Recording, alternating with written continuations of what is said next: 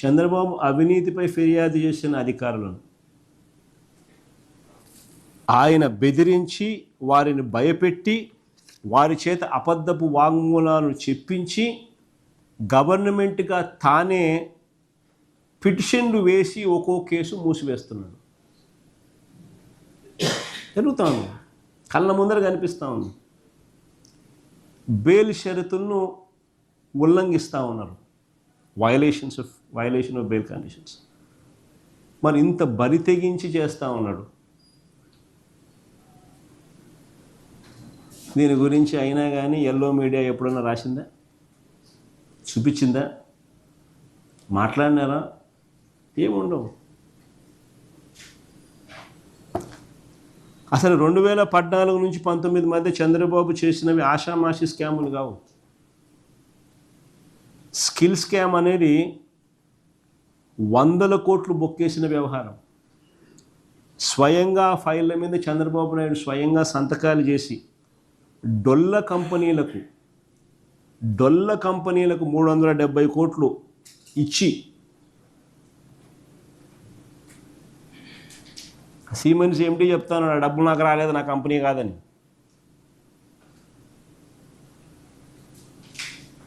డొల్ల కంపెనీలకు ఈయనే స్వయంగా సంతకాలు పెట్టి ఫైల్ మూవ్ చేసి ఈయనే డబ్బు 370 కోట్లు ఇచ్చిన కేసు అది. దీని మీద కేంద్ర ప్రభుత్వం ఏజెన్సీస్ ఈడీ అరెస్టులు చేసినాయి. ఆ డొల్ల కంపెనీలు పెట్టినోళ్ళను, డబ్బులు తీసుకున్న వాళ్ళని అరెస్ట్ చేసినారు, కానీ డబ్బులు ఇచ్చిన వాళ్ళని అరెస్ట్ చేయలే. డబ్బు ఏమైంది? పోయింది. తప్పని చెప్తున్నారు, డొల్ల కంపెనీలు అని చెప్తున్నారు. డబ్బు ఎత్తినోని అరెస్ట్ చేసినారు, డబ్బు ఇచ్చినోని అరెస్ట్ చేయలే, ప్రొటెక్షన్ ఇచ్చినారు. మరి ఏందది?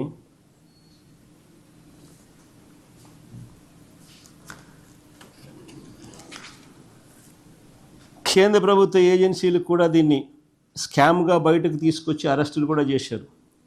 అన్ని ఆధారాలను పరిశీలించిన తర్వాత కోర్టు చంద్రబాబును జైలుకు కూడా పంపింది. రెండో scam Amaravati assigned land scam. Assigned భూములు అన్నది ఎవడు కొనకూడదు, ఎవడు అమ్మకూడదు. ఇది చట్టం. ఈయన బినామీలు కొనడము, కొనిన తర్వాత దాన్ని రెగ్యులరైజ్ చేయడం, ఇది స్కాము. అదే స్థాయిలో రింగ్ రోడ్ అలైన్మెంట్ స్కామ్. ఎప్పుడైనా చూసినారు చూడండి ఒకసారి. రింగ్ రోడ్ కరెక్ట్గా ఆయన హెరిటేజ్ భూములకు వచ్చేసరికి ఇట్లా పోతుంది పక్కకు.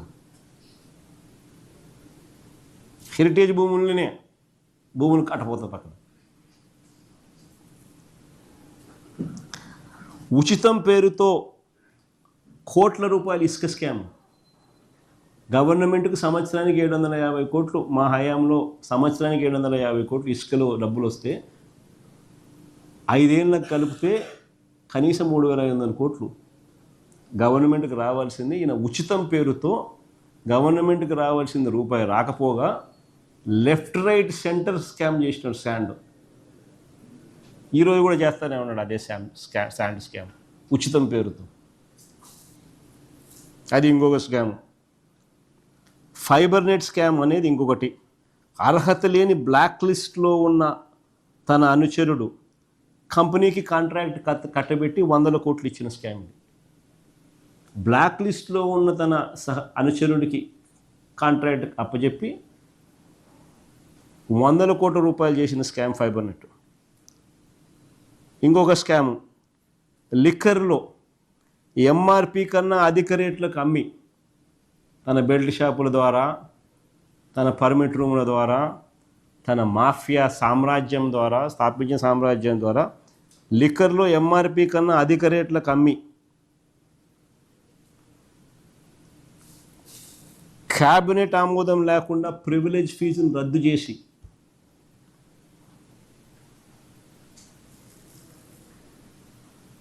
దాని మీద చంద్రబాబు స్వయంగా సంతకాలు పెట్టి 1000 కోట్ల రూపాయల లిక్కర్ స్కామ్ ఇది.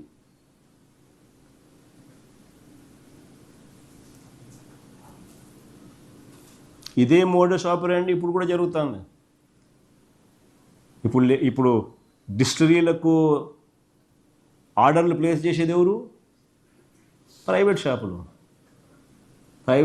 ఎవరి?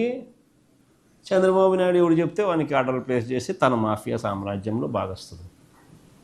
ఓ పక్క అట్లా, ఒక పక్క ఇట్లా. కల్తీ మద్యం ప్రతి 5 బాటిళ్ళకు 1 బాటిల్ కల్తీ మద్యం, ఓ పక్క రెండో పక్క ఇట్లా. ప్రజాధనాన్ని బొక్కేసిన ఈ గజ దొంగను చట్టం ముందు నిలబెట్టి శిక్షించడానికి కావలసిన అన్ని ఆధారాలు సాక్ష్యాలు ఉన్నా కూడా చంద్రబాబు తన అధికార బలంతో ఫిర్యాదుదారులైన అధికారులను భయపెట్టించి, బెదిరించి, స్టేట్మెంట్లు విత్డ్రా చేయించి, వాటిని కోర్టు ముందర పెట్టి ఈ కేసులో ఏమీ లేదంటూ వ్యవస్థలను తప్పుదారి పట్టించి రెఫర్ ఛార్జ్ షీట్ వేసి మూసివేస్తూ ఉన్నాడు. ఇదే మోడస్ ఆపరాండి తన చంద్రబాబు నాయుడు గతంలో కూడా same modus operandi. Eluru scam తీసుకున్న same modus operandi, Eleru scam తీసుకున్న సేమ్ మోడస్ ఆపరాండి. ఎన్టీఆర్ను వెన్నుపోటు పొడిచి ఆ పార్టీ బ్యాంక్ అకౌంట్లను, ఆ పార్టీ గుర్తును లాక్కోవడం దగ్గర నుంచి మొన్నటి తెలంగాణ ఎమ్మెల్సీ ఎన్నికల్లో ఓటుకు కోట్లు ఇస్తూ ఆడియో టేపులు, వీడియో టేపులతో అడ్డంగా దొరికిపోయిన కేసు నుంచి ఇవాళటి ఈ కేసు వరకు చట్టం ఒకవైపు, వ్యవస్థలు ఒకవైపు, ఈ రెండూ చంద్రబాబు నాయుడు గారికి చుట్టాలుగా మారి రాష్ట్రంలో ఈరోజు దిగజారిపోయిన పరిస్థితులు కనిపిస్తూ ఉన్న పరిస్థితులు ఈరోజు రాష్ట్రంలో చూస్తూ ఉన్నాం.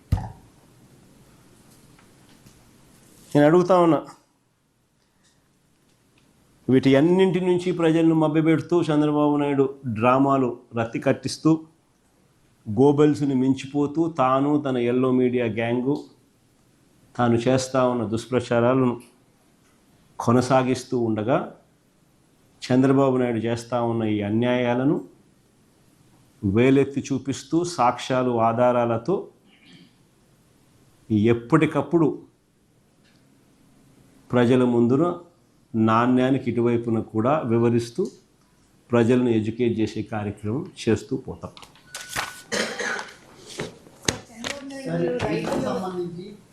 డెమోక్రసీలో కోర్టుల ద్వారానే పోరాటం చేయగలుగుతాం. కోర్టుల ద్వారానే పోరాటం చేయగలిగిన మేరకు చేస్తాం.